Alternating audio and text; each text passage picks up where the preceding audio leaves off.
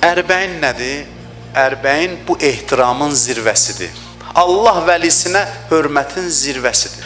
Tarixin ən böyük toplantısıdır və İmam Zamanın zuhurunu Ərbəin gerçəkləşdirəcək.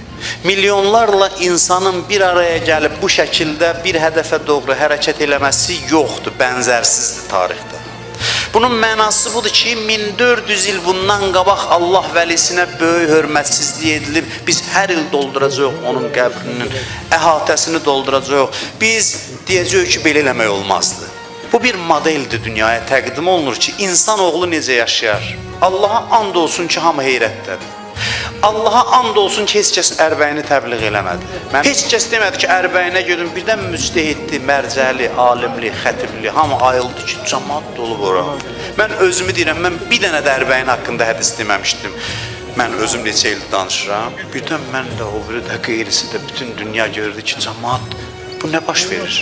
Ərbəyin bizə nə ümidi verir? Bəşəriyyət o mərhələyə gəlib çatıb ki, Allah vəlisinə hörmət göstərir. Özdə ki, vacib deyil ha. Bir var desəydilər, kim Ərbəyinə getməsə cəhənnəmə gedəcək, kim Hüseyni ziyarət eləməsə cəhənnəmə gedəcək, onda deyər, onda cəhənnəm qorxusundan gəliblər. Bir dənə də vacib hökm yoxdur. Həc kimi vacib deyil bu. Bu bir dənə hədisin əsasındadır. Ərbəyin haqqında bircə dənə hədis var İmam Həsən Əsgəri əleyhissalamdan. Neçə xüsusiyyət sadalayır mömin üçün. Biri də deyir, budur ki, Ərbəyin günü İmam Hüseyni ziyarət edirlər. 5 xüsusiyyətin içində işarə ilə bunu deyib. Gör bəşəriyyət nə yerə gəlib çatıb ki, işarədən tutmağa başlayıb. Mən başa düşdüm ki, bu könüllü bir şeydir. Necə Kərbəlada İmam Hüseyin səhabələrini Aşura gecəsi toplayanda dedi, hamınız azadsınız. Kim getmək istəyir, getsin. Getmədilər.